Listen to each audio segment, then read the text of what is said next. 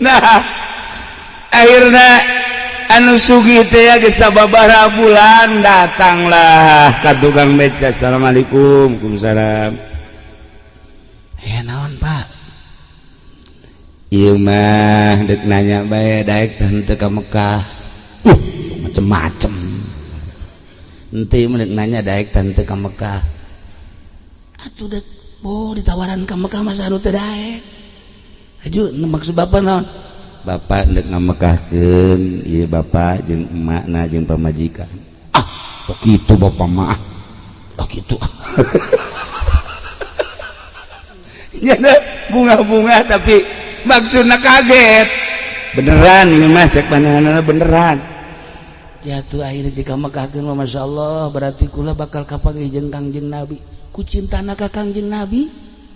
Kangjeng Nabi dibawa berarti kula bakal kapanggih jeung Kangjeng Nabi. Bahagia amat. Guys, kana KTP na langsung didaftarkeun, alhasil nyana diberangkatkeun ka Mekah kuno sugih.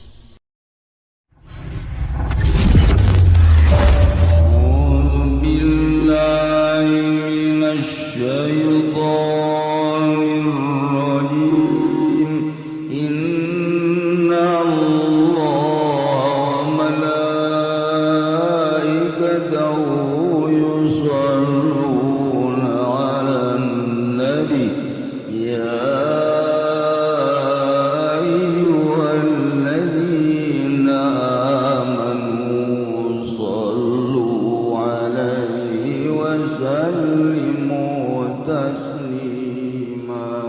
kaulah fakir jelema anu mencintai fakir berarti mencintai kaulah.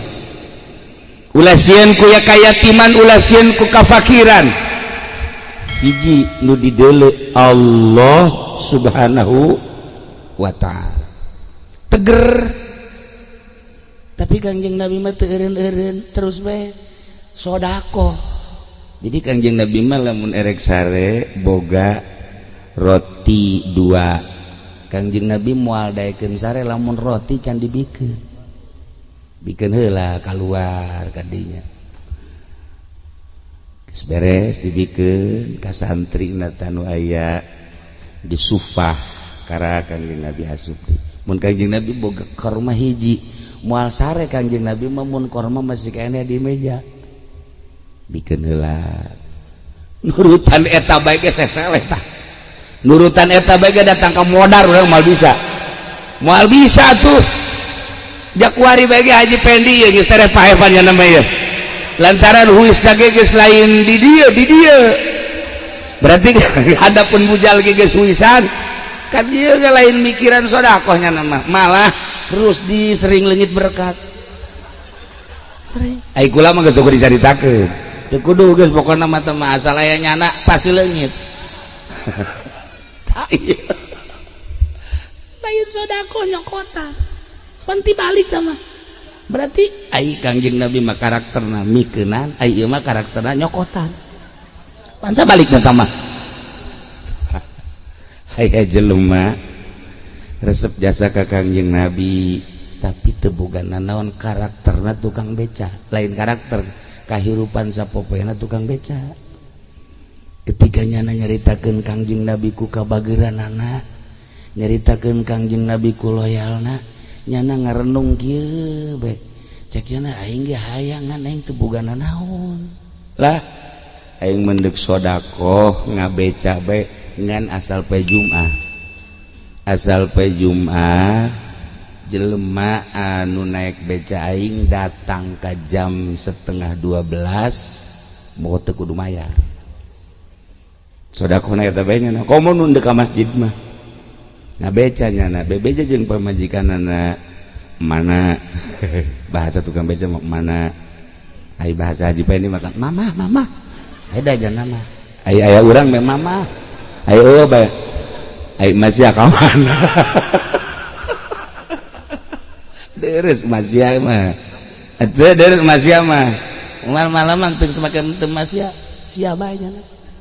Nah mana naon bapana ka tukang beca ieu ieu mah kieu ye poe Jumat cuman ngabeca ulang harapkeun duitnya sebab urang kan teu sodaqoh teu boga duit ieu mah deuk sodaqoh tanaga bae ting kaluar datang ka setengah 12 ka masjid nah ieu sahan ka masjid sarua teu kudu mayar tuh masalah cenah keluar jare jam 8 asal poe Jumat asal poe Jumat ngeus pokona deuk ka mana tah teu kudu mayar kanyana gratis datang kaheraneun anu naik beca ge asal deuk dibayar Jumat asal deuk dibayar bae ku tukang sayur Jumat gratis atuh si Mbak mah nungguan poe Jumat bae si Mbak mah nungguan poe Jumat bae geus tadi lakukeun bunyana asal Jumat gratis kebeneran aya nu teu nyahoeun bos masjid berangkat ke masjid dibayar ku cenah berapa mas gratis pak jangan sombong beca gratis bos yo bos enggak pak saya mah asal Jumat gratis pak pokoknya tenaga saya dari pagi sampai Jumat gratis buat sodaqoh aja kamu ngebeca aja sombong berek kunyana tuh ambil 100.000 enggak pak bikin deh mun Haji Masuri atuh minta tambahnya nama atuh duit masjid ge kurus di bea bergaini nah eta kaget tuh bos kaget cek bos teh coba ke Jumat hari coba kau yang Jumat hari di Cirian bener itu gratis Jumat hari naik deh ya beca masjid yana geus disiapkeun duit 500.000 coba cek yana gratis teh bener ente sampai masjid berapa pak gratis pak Jumat saya gratis yang bener kamu pokoknya saya mah siapa aja hari Jumat yang naik beca saya orang fakir, orang miskin, orang besar, pejabat, bos sekalipun gratis keluarkan menyana saya hitung di hari penyana 1, 2, 3, 4, 5 500.000 Haji Peni ge osok tak gitu tah percis Haji Peni sok itu tah 1, 2, 3, 4, 5, 6, 7, 8, 9, 10 kan 1 juta tah nu dicokot tung hiji tah tolol jasa teh budak penipu goblok pinter nipu eta pernah anu nyarekan lik mere di Jakarta jeung kula ye pan para main makan kieu bae ditunggunyana bener sih 2.000-an mah tapi kan ngeunaheun kadeuleuna bener teh 1, 2, 3, 4, 5, 6, 7, 8, 9, 10 cak anu menta-menta gede oge ieu kan berarti 10 kali 2 sabaraha ya cokot punyana hiji set nih kieu bae teh tukang bermain galedeg sia ngaharen-haren bae emangnya nama kos gitu berhenti leutik penipunya nama mandak dagangna tuh maju-maju tah barang dihitung mah asli mah bos 1, 2, 3, 4, 5 nih enggak pak saya mah asal hari Jumat gratis udah jangan gratis nih 500 pokoknya walaupun berapa pak jangan pun 500 5 juta nanti dulu saya udah tekad saya bulat asal hari Jumat gratis Masya Allah cak bos jelema nu kos kieu ye jelema nu kos kieu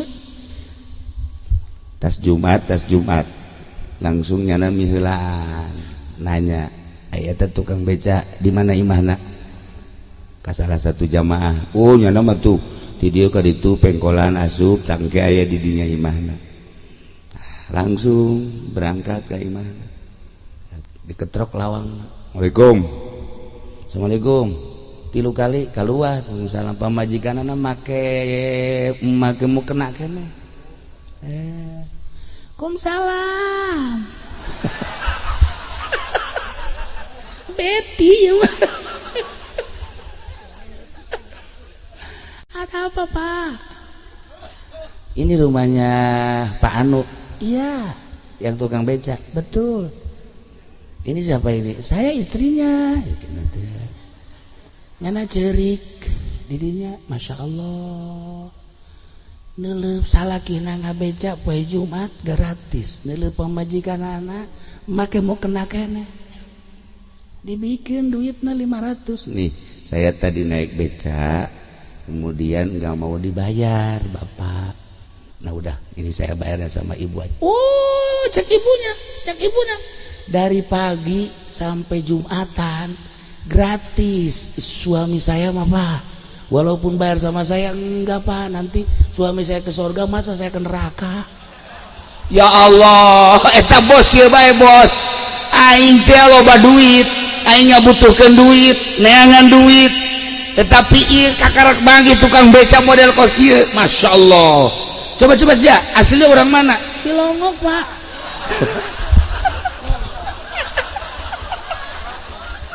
Siapa? Dasar hasud jangan Pak.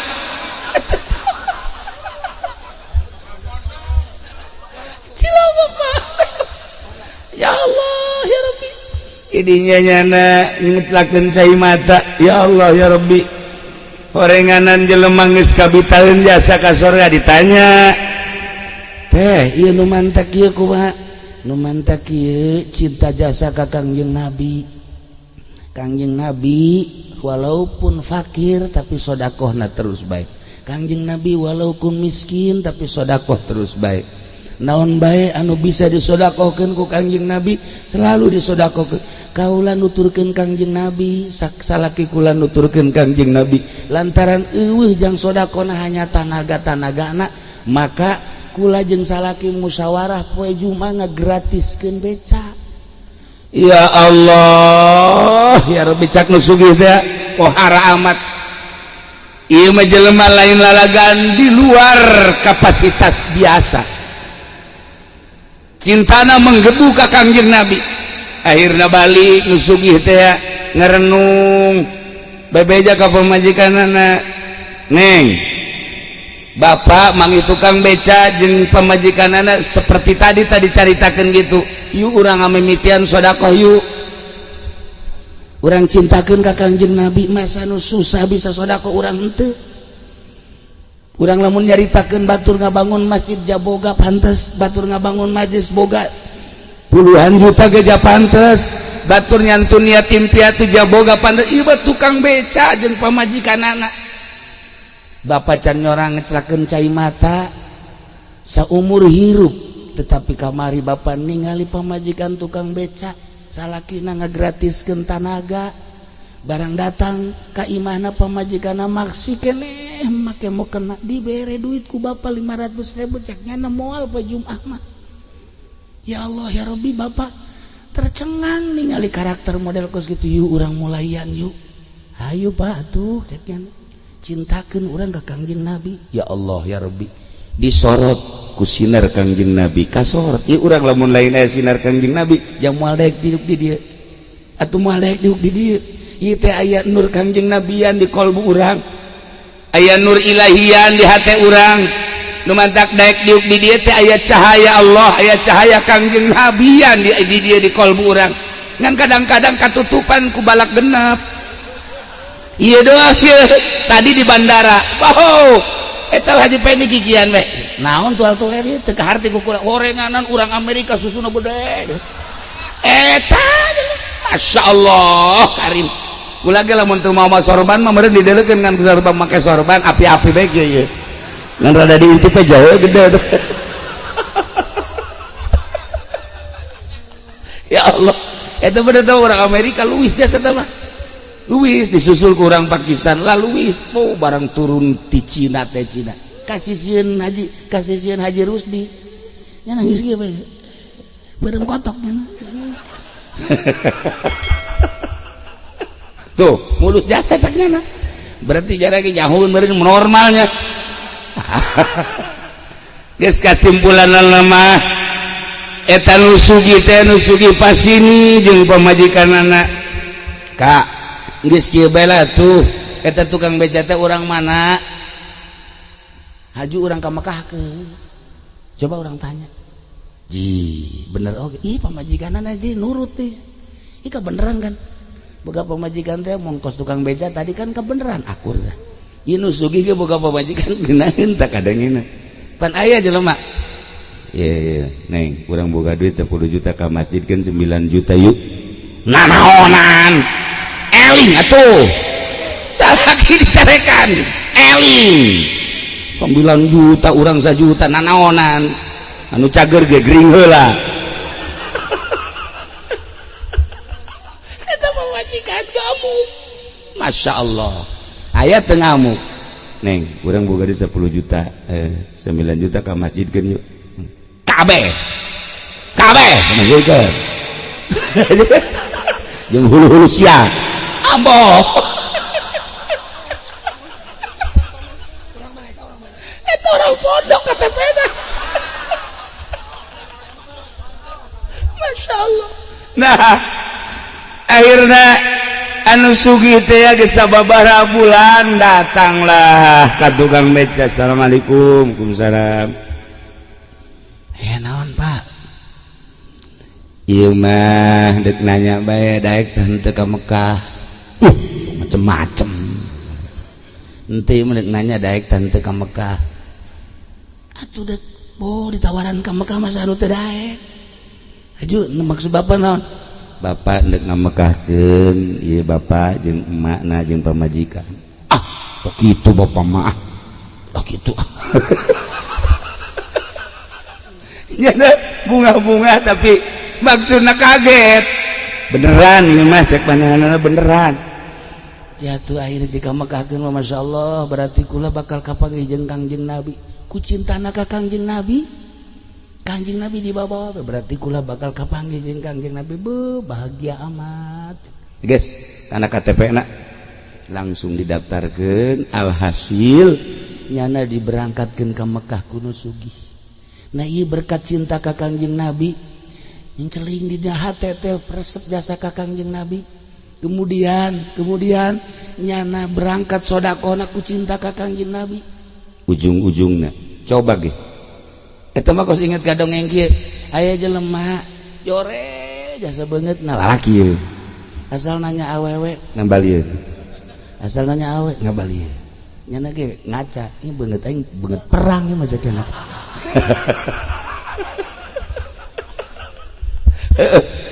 geus nyana terus bae asal nanya bae si komo tuh budak sakola mah ditanya ti jauh kene geus kieu bae malengos nah si mbak ditanya si mbak tetep bunga keur mah jore Yuni teh kotok kem jore jasa tamata ayeuna nyana meangan pelet ka kiai-kiai ka dukun-dukun teu manjur teu nyambut geus teu manjur bae minta pelet ka kiai Rifki tah ieu qala Yusuf li abihi ya batini endahan kiaina nu laku kan teu balik cenah manteu Agus kamana-mana Gus jangan pelet laku we nya geus frustasi geus kieu we ya Allah ya Rabbi tapi maha kawasa Allah lah kuariba oper bae lah cekeuna deuk ka kiai moal ka dukun moal ka ahli hikmat deuk ka kiai nu bener jaman teh pelet kaji pending geus boro-boro aing nya ge teu laku aja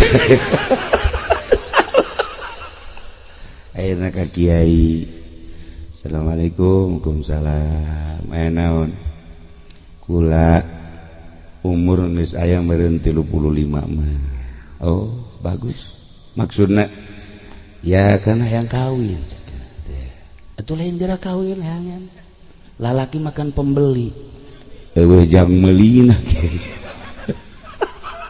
ayo boga duit ona lah tuh urang sajajarkeun we jeung nu kieu kiai unggal nanya awewe embungeun ka budak sakola embungeun ka si mbak embungeun ka karyawati embungeun ka santri ge embungeun kunaon geus datang ka haji ulum ge arembungeun ka apa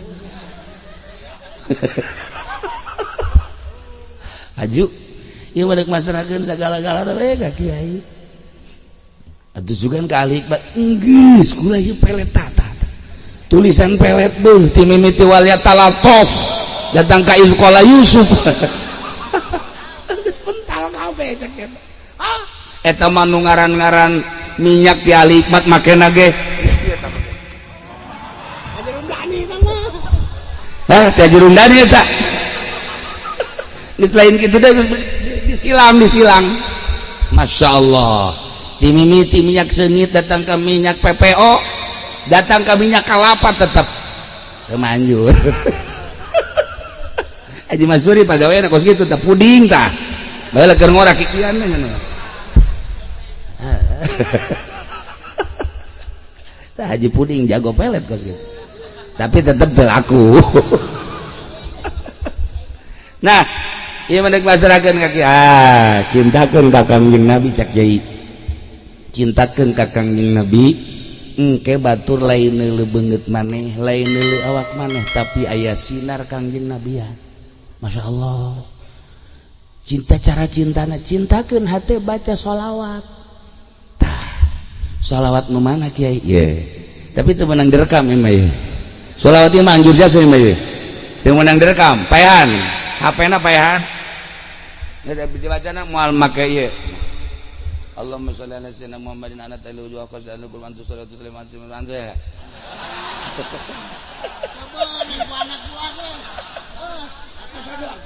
aduh itu mah pelet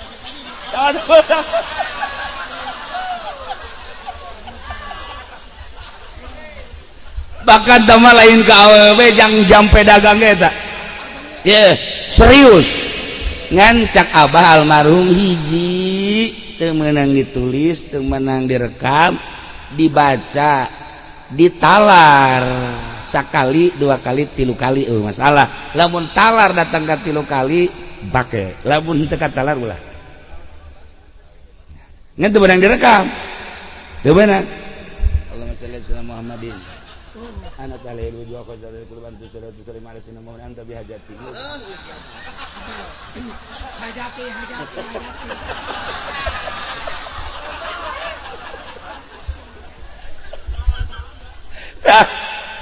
nah ya akhirnya kuyana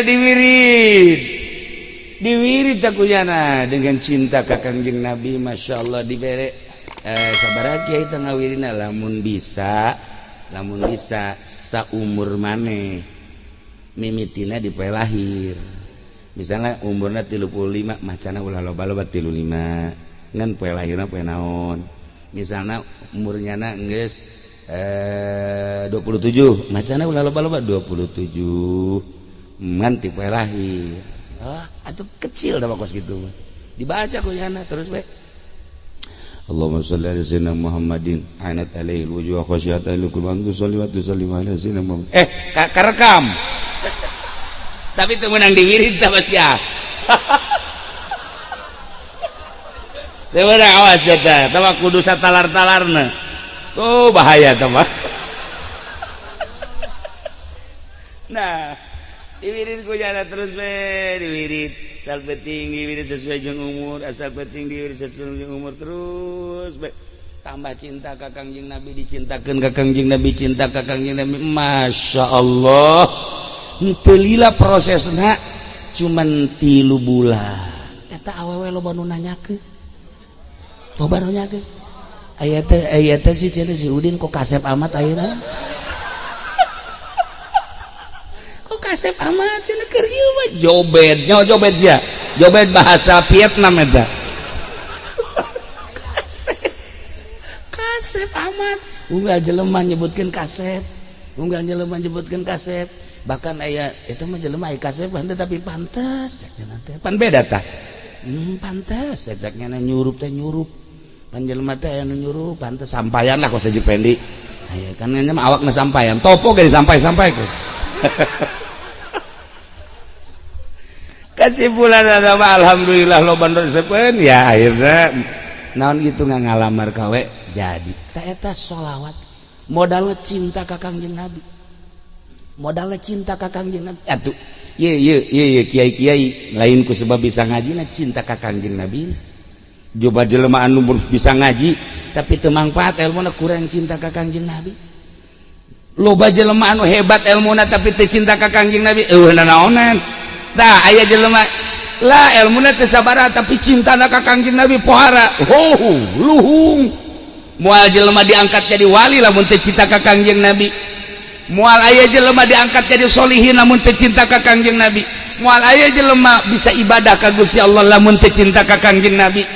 Modal cinta ka Kangjeng Nabi diangkat jadi wali, modal cinta ka Kangjeng Nabi diangkat jadi solihin, modal cinta ka Kangjeng Nabi diangkat jadi ahli ibadah, modal cinta ka Kangjeng Nabi maju usahana, cinta ka Kangjeng Nabi anu jobet laku. Modalnya cinta. Ikan karasep ya kadele namanya karasep. Kurang cinta ka Kangjeng Nabi. Ieu kasep sakieu mah ye. Ieu kasep dibandingkeun jeung di solear mah ja. Atuh sakieu mah kasep. Tapi kurang cinta ka Kangjeng Nabi. Ya kos kieu. Kos kieu ye, mantap betah aja di Cilongok cenah. Ngaji kunaon datang ka ngendong-ngendong. Ai di imah dicarekan bae da cenah. Kurang cinta ka Kangjeng Nabi. Cintakeun geura ka Kangjeng Nabi. Nah, inilah tadi jelema susah cinta ka Kangjeng Nabi bisa ka Mekah. Jalan mati mana bae. Iya jelema jore cinta ka Kangjeng Nabi oh laku, bahkan awewe ribut perebutkeun nyana, ribut kaget sih kunaon udah ribut bah eta teh perebut anu jore tadi horenganan lain jorena aya sinar Kangjeng Nabi ya Masya Allah karim. Nah ilah Kangjeng Nabi teh lahir ke alam dunia geus teu boga bapa 5 tahun ibuna maot 6 tahun ibuna maot 7 tahun Kangjeng Nabi lantaran ibuna teu aya diurus ku Abdul Muthalib akina. Setahun kemudian maut dilangsungkeun pengurusana Abi Thalib. Masya Allah karim mamang teruslah sampai umur 9 tahun sampai umur 10 tahun Kangjeng Nabi ilu perang. Umur 10 tahun Kangjeng Nabi geus milu perang. Harabul Fujar ngaranna, antara kelompok yang kelompok. Kangjeng Nabi di barisan depan. Muhammad, maneh kunaon ieu milu perang? Kula mah lain perang naon deuk ngadamekeun. Lantaran kelompok ieu jeung kelompok ieu masih kene aya darah, tetapi ieu ku gara-gara masalah saeutik kula tampil di hareup maksudna supaya ulah terjadi peperangan. Leutik kene 10 tahun geus bisa ngadamekeun antara kelompok. Urang mah urang leutik kene geus bancing kelompok. Gara-gara main gundu lain budak anu ribut, kolot jeung kolot. Main gundu doang Masya Allah. Di pondok keur ieu gede jasa huru-hara, urusan lalayangan, anak haji peni nyana-nyana ribut. Pan eta mah tolol bin goblok sabah tuh. Urusan poleca, gundu, layangan kunaon jadi bapak nu ribut. Masya Allah karim. Nah Kangjeng Nabi 10 tahun ngadamekeun kelompok. Ya Allah ya Rabb Gusti Allah geus diciptakeun seperti eta. Umur 11 tahun Kangjeng Nabi geus katingali tampil setelah perang mulai aya tanda-tanda kedewasaan leuwih ti batur. Ya Allah di mana leuwih ti baturna? Ketika batur kane klub, ketika batur kabar, ketika batur nyanyi-nyanyi. Kangjeng Nabi cuma senyum-senyum. Pernah Kangjeng Nabi diajak ku babaturanana, yuk urang nyanyi-nyanyi di ditu. Kangjeng Nabi milu. Lantaran Kangjeng Nabi kan manusia biasa, suarana Kangjeng Nabi bagus. Kemudian penampilan Kangjeng Nabi luar biasa, dek diorbitkan Kangjeng Nabi. Milu. Setelah di perjalanan Kangjeng Nabi kapanasan, ku Gusti Allah dibere tunduh. Tekuat Kangjeng Nabi akhirnya babaturanana diteruskan tidak ada terus kayak kula menyusul baik. Kangjeng Nabi calik di batu dengan tuduhan luar biasa rep sare diamankan ku Kangjeng Nabi ku Gusti Allah di tengah-tengah terik matahari dibutuhkan ku babaturanana lantaran Kangjeng Nabi suarana bagus penampilanana hebat ketingali kedewasaanana tapi diamankan ku Gusti Allah. Di tengah-tengah terik matahari di batu Kangjeng Nabi sare coba eta Allah maha kawasa ngamankeun Kangjeng Nabi lain di kamar, ngamankeun Kangjeng Nabi lain di bawah pohon tapi di luhur batu. Mata kekare di pengamanan Gusti Allah mah ulah aneh. Lamun orang nyaritakeun Islam di Indonesia hebat teu aneh, di Malaysia hebat teu aneh, di Saudi Arabia teu aneh, tapi justru di Amerika tumbuh kuari Islam. Iya kan satu keanehan. Ulah aneh. Lamun urang kuari di Saudi Arabia kukula geus dibahas sabaraha minggu ka tukang bahwa Saudi Arabia bakal dirubah tina Wahabi menjadi Sunni. 200 pangeran tangkap, 6 pangeran tembak Salman lantaran dirubah dengan bahasa korupsi. Tetapi lain eta aya penelitian ti Raja Salman setelah ke Indonesia. Hikmah kunjungan ke Indonesia lain sembarangan. Panjang kukulabun diceritakan tentang kunjungan ke Indonesia dan kunjungan-kunjungan ke negara lain sehingga merubah negara. Tina Wahabi dek jadikan Sunni. Kuari di Mekah aya maulidan. Mantak lamun di Indonesia aya anu ngabidahkeun, aya anu ngawahabikeun. Ieu katinggalan di Mekah ge kuari Sunni. Di Madinah tadi kamari muludan. Masya Allah biasa ya Nabi salam. Kaji pengen geus kieu bae urang ka ditu naon berkat dah gede meureun tidak ka berkat bae cenah mah Masya Allah dasar orek koros es lain cinta main kuluhum bae. Tahun 12 umur 12 tahun Kangjeng Nabi katingali luar biasa. Di antara keistimewaan Kangjeng Nabi katingali ku masyarakat sebab Kangjeng Nabi kan ngangon embe ditalingakeun ku kabehan kumaha eta embe ku Kangjeng Nabi dipangitikan ke berangkat ketika aya anu leuleus embe ku Kangjeng Nabi diais lamun aya embe anu pincrang ku Kangjeng Nabi diais. Masya Allah kari hiji nabi nu teu ngangon embe, hiji nabi seluruh nabi kabeh ngangon embe. Mantap kula ge alhamdulillah ngangon embe kula. Bahkan jeung kebo. Tambah Kangjeng Nabi mun teu eleh Kangjeng Nabi ge kukul. Dina bab ngangon nama. Hampir katince kebo kula sabaraha baheula. Masya Allah. Nah, ieu lah Kangjeng Nabi. Kabehan ningali keistimewaan Kangjeng Nabi dina cara-cara ngatur-ngatur embe luar biasa. Umur 13 Kangjeng Nabi lahirlah Sayyidina Umar bin Khattab. Lamur tahun kedua lahir Abu Bakar Siddiq. Tahun 13 lahirlah Sayyidina Umar. Berarti tafawutna umur Kangjeng tafawutnya beda. Bedana umur Kangjeng jeung Sayyidina Umar anu bakal jadi jawara. Sayyidina Umar anu bakal jadi pelopor.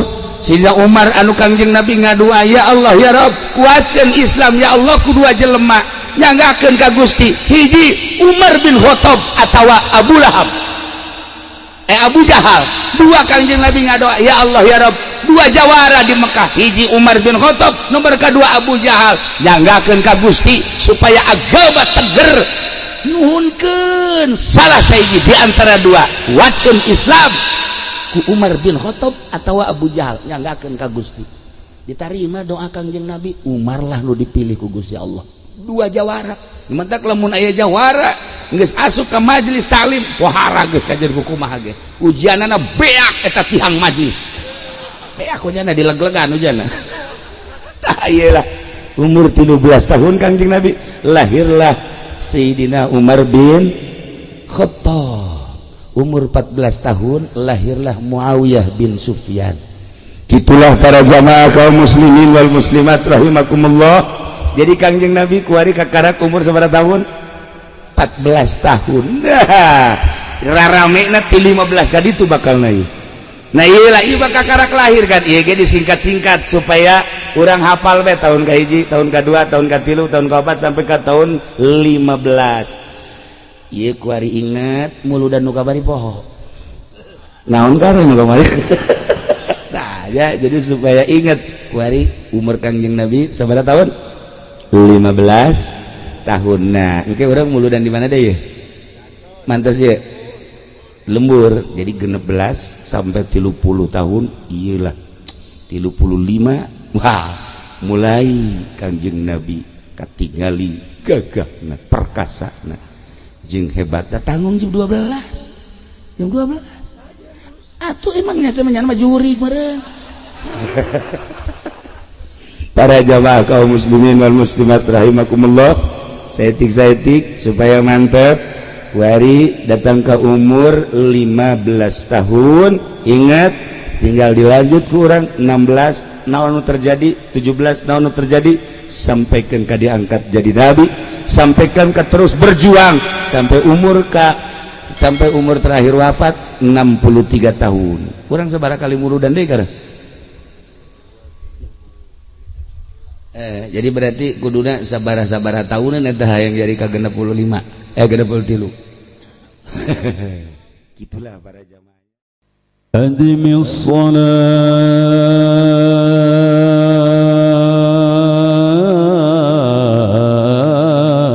على الحبيب محمد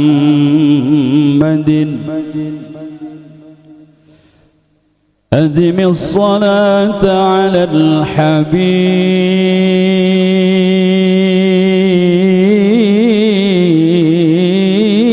محمد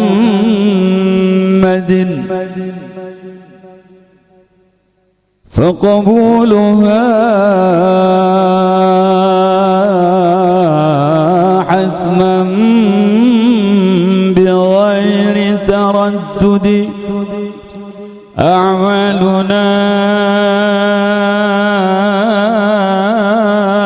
بين القبول وردها أعمالنا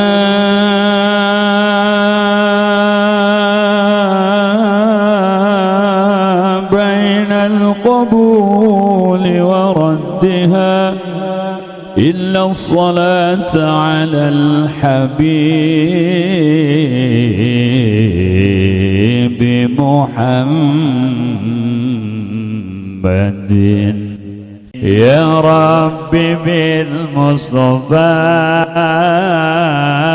بلغ مقاصدنا واغفر لنا ما مضى يا واسع الكرم محمد سيد الكونين وثقلين والفريقين من عرب ومن عجم يا رب بالمصطفى بلغ مقاصدنا واغفر لنا ما مضى يا واسع الكرم نبينا الأمير نهي فلا أحد أبر في قولنا منه ولا نعمي يا رب بالمصطفى بلغ مقاصدنا واغفر لنا ما مضى يا واسع الكرم هو الحبيب الذي ترجى شفاعته لكل هول من الأهوال مقتحم يا رب بالمصطفى بلغ مقاصدنا واغفر لنا ما مضى يا واسع الكرم مولاي صل وسلم دائما أبدا على حبيبك خير الخلق كلهم يا رب بالمصطفى بلغ مقاصدنا واغفر لنا ما مضى يا واسع الكرم